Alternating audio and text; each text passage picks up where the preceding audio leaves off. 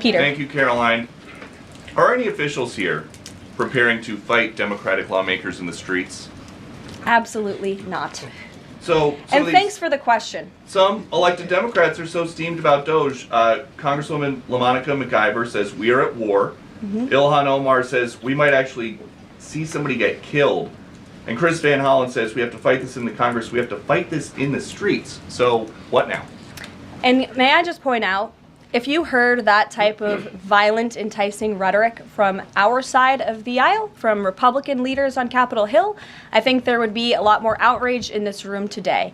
It's unacceptable, the comments that have been made by these Democrat leaders, and frankly, they don't even know what they're talking about. Because President Trump was elected with a mandate from the American people to make this government more efficient. He campaigned across this country with Elon Musk, vowing that Elon was going to head up the Department of Government Efficiency, and the two of them, with a great team around them, were going to look at the receipts of this federal government and ensure it's accountable to American taxpayers. That's all that is happening here. And for Democrat officials to incite violence and encourage Americans to take to the streets is incredibly alarming, and they should be held accountable for that rhetoric. It sounds like something that they're most concerned about is Doge engineers with access to Treasury systems. Can you clarify? Do the Doge engineers have read-only access in these systems, so they are not allowed to write new code? No. They are not, okay. No. I mean, just look at the work that they've done in just one single month. Doge dismantled the USAID on February 3rd after discovering the agency had spent billions of taxpayer dollars on funding sex changes in Guatemala, sent 65.5 million condoms, 9.8 million injectable birth control products, and 334,000 IUDs abroad in fiscal year 2022, and gave out $68 billion in foreign aid in 2023. The administration fired 4 officials with FEMA following the discovery that the agency handed out $59 million to house illegal migrants in luxury hotels in New York City. The Trump administration is also placing several government employees on paid leave as a part of its efforts to reduce the size of the federal agencies. Because at the end of former President Joe Biden's administration, there were roughly 23.5 million local, state, and federal government employees. The federal government employed over 3 million people in November 2024, standing pretty close to its peak of 3.4 million employees back in May 1994. Yeah, I don't think that we need that many people running the federal government, do we? Do you guys feel like our government was running efficiently these past few years? Drop a quick yes or no in the comments, guys. Hit the like button if I'm making sense to you guys. And then one more thing. NBC is reporting that some of the illegal immigrants that we've seen rounded up and arrested are not being deported. They're being released with ankle or wrist monitoring devices, or they have to check in on the phone. So is the administration arresting more people than you have room for? I have seen the reports, and I'm glad you brought it up because we want to address it. There have been a total of 461 illegal aliens. This is of this morning when I got this information from DHS that have been released from custody of the more than 8,000 that have been arrested since President Trump was inaugurated. It's less than 6%. And there are reasons for their release. Some of the factors include a lack of significant likelihood of removal in the foreseeable future, lack of detention availability, which is something this president and this administration has been incredibly vocal about. We are doing everything we can to deport and detain illegal immigrants, but we need Congress's help to increase funding for Border Patrol and for ICE to increase detention capability in our facilities. And then other serious medical conditions have also been the reasons for some of the release of these individuals. But none of them have final deportation orders.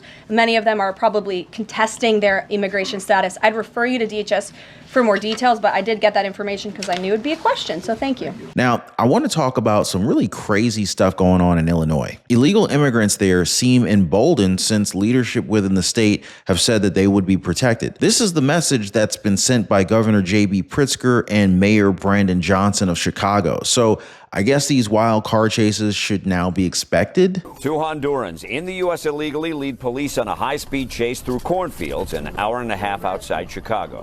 Pit. Subject is on foot, running northbound through the field. On foot, northbound through the field. Get your hands up. Get them up. 18-year-old Royben Barahona, 23-year-old Christian Arazo Velasquez arrested. 7 pounds of fentanyl found in the car. Three bricks. The Illinois Safety Act eliminates cash bond. Barahona was released without bail and quickly fled to California.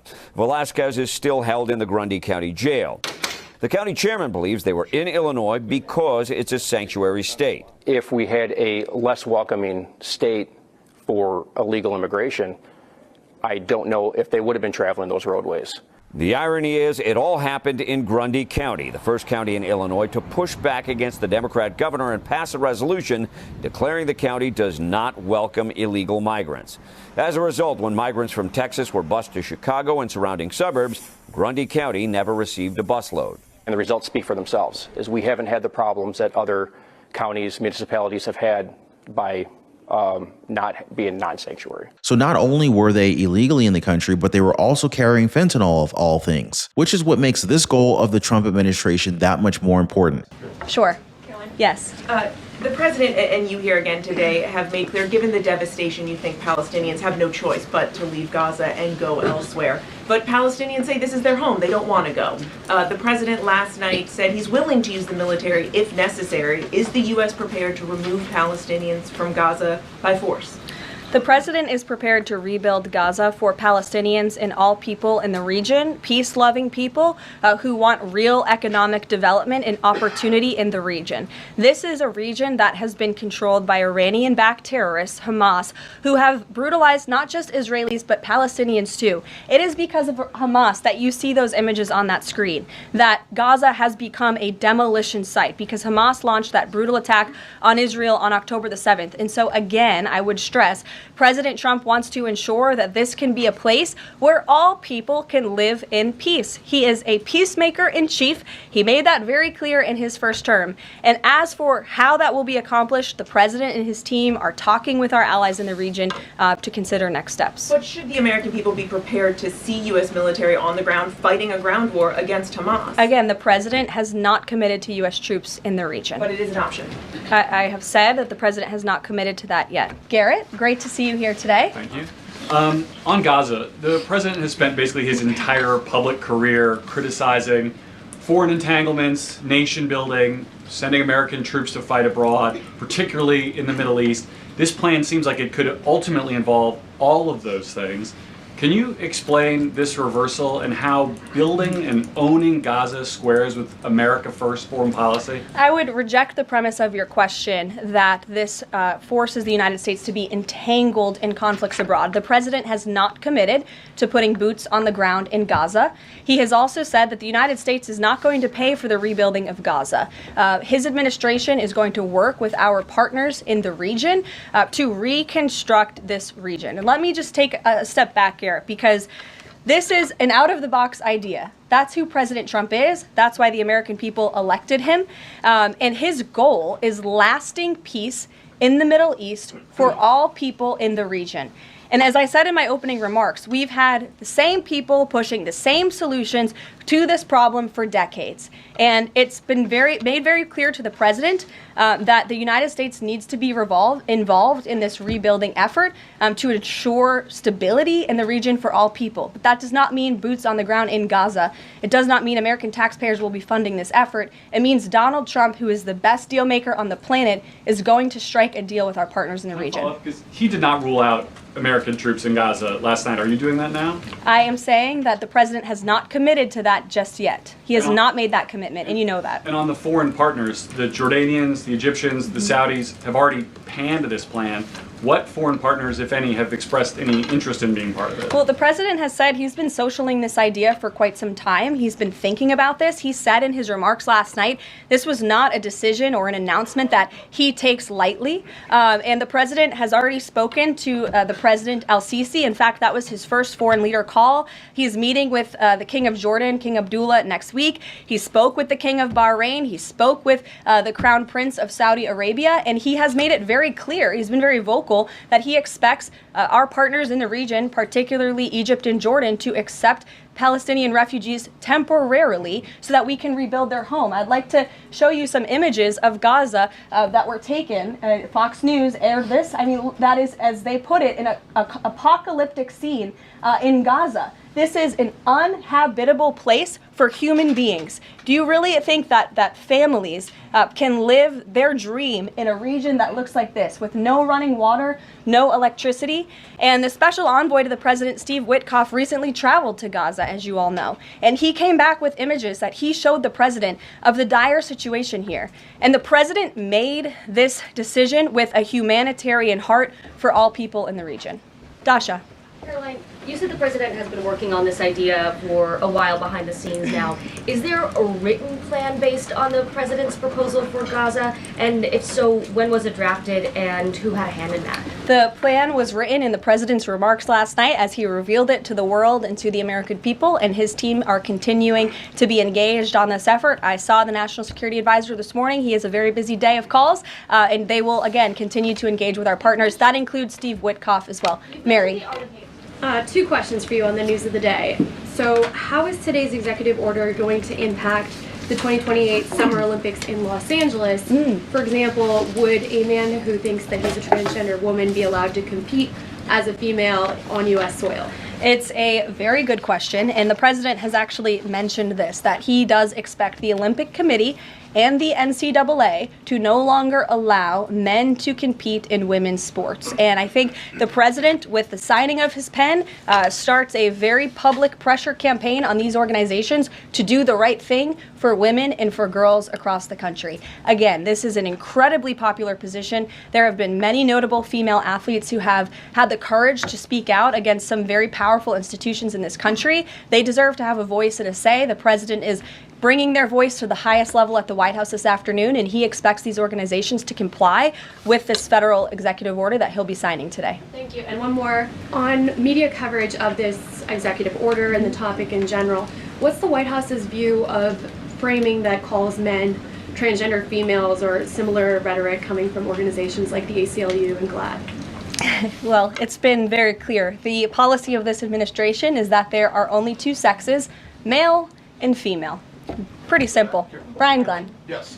USAID has gotten a lot of attention in the last couple of days with some of these bizarre things that we've been, taxpayers have been funding. Now it looks like there are a couple media outlets that have been dragged into this conversation as far as USAID funding as well. Does the president have any comment on that?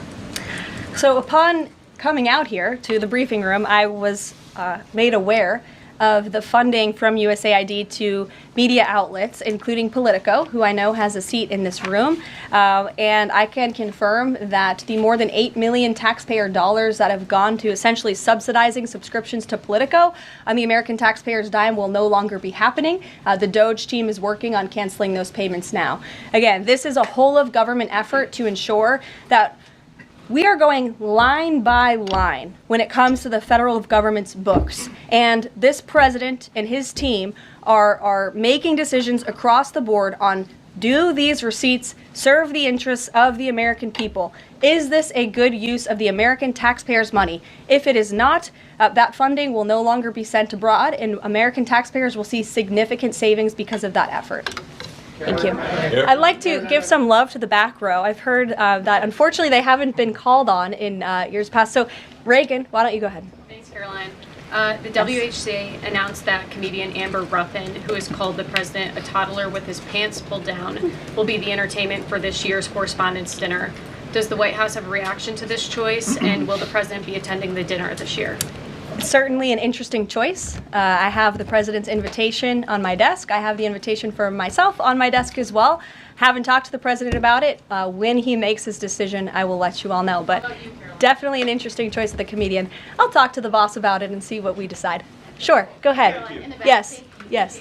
On the executive order set to be signed today, you said that this will be enforced. Can you spell out for schools and the public how exactly the administration plans to enforce this, even at the local levels? And on top of that, there are human rights groups who say that this could expose kids to discrimination. What is your response to that? I think kids have already been exposed to discrimination, especially young women and girls who have been forced to shower in locker rooms with biological men, who have been forced to compete on playing fields with biological men, which is incredibly unfair and unsafe, and again, an incredibly unpopular policy with the American people. As for the actions that this executive order takes, I already laid those out at the beginning of the briefing. I'm happy to give you a copy of this fact sheet so you can let your audiences across the country know. What's your message to schools who don't comply with this? They should, because it's going to be federal law in about an hour and a half.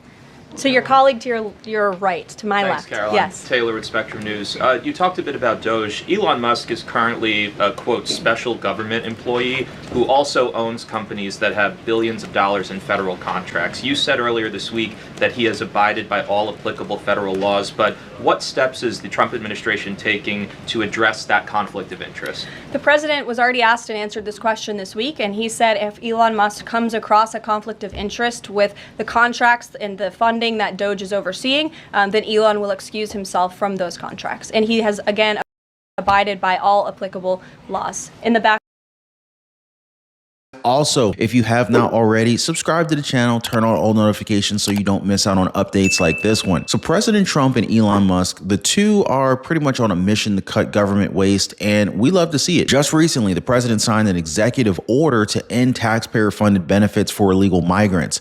Specifically, they want all federal departments and agencies to identify all taxpayer-funded programs that provide benefits to individuals living in the country unlawfully and to take corrective action. More importantly, they want to make sure that funds are not used to encourage illegal immigration, such as ending any funding that was used to support sanctuary policies at the state or local levels. Because apparently there's this law, the Personal Responsibility and Work Opportunity Reconciliation Act of 1996, which is supposed to bar illegal migrants from obtaining most taxpayer-funded benefits from the government. But according to the Trump White House, over the last 4 years in particular, the prior administration repeatedly undercut the goals of that law, resulting in the improper expenditure of significant taxpayer resources. So now they're getting things back on track. Trump recently shut down programs like the Safe Mobility Initiative, a Biden-era program that used American funds to help migrants across Latin America apply for asylum without needing to show up to a port of entry. But yeah, for real, guys. But President Trump, he says no more. He said his administration will uphold the rule of law. He's going to defend against the waste of hard-earned taxpayer resources and protect benefits for American citizens in need, including individuals with disabilities and veterans. This comes as a whole bunch of studies indicate the sheer extent illegal immigration is costing the American taxpayer, such as Federation for American Immigration Reform, research that found U.S. taxpayers spent at least $182 billion a year covering the cost of 20 million illegal migrants and their children, an estimation by the Congressional Budget Office finding that Medicare-funded emergency services to illegal migrants cost more than $16.2 billion, and a House Homeland Security Committee study finding taxpayers spent as much as $451 billion caring for illegal migrants and gotaways since January 2021. Well, with this executive order, President Trump is ensuring taxpayer resources are used to protect the interests of American citizens, not illegal aliens, says the White House. And it's not just them either, because see, many liberal critics like saying how Trump is supposedly not touching the defense budget. Well, he is actually. In fact, they're reportedly moving to gut billions of dollars from the Pentagon's budget. More specifically, the Department of Defense Secretary Pete Hegseth wrote to senior Pentagon leadership that he wanted an 8% reduction in the defense budget in each of the next 5 years. In fact, Hegseth directed leaders to deliver a plan for the budget cuts as early as February 24th so that they can address wasteful spending and bureaucracy. Another long overdue cut, especially considering how the defense budget has ballooned to $850 billion. I mean, $6.1 million on lobster tails in September 2024, $16.6 million on ribeye steaks, and $6.4 million on salmon. Another $5.1 million on Apple products, including 130 iPhone 16 Pro Maxes. Now, shifting gears for a moment here, I want to link you to a previous live stream I did. In that video, I covered the lies that mainstream liberal media continues to tell us and how CNN's Jake Tapper got caught in one. Make sure you guys check that one out. As always, appreciate you hitting the like button, subscribing to the channel, and for sharing this video. We'll see you guys on the next one.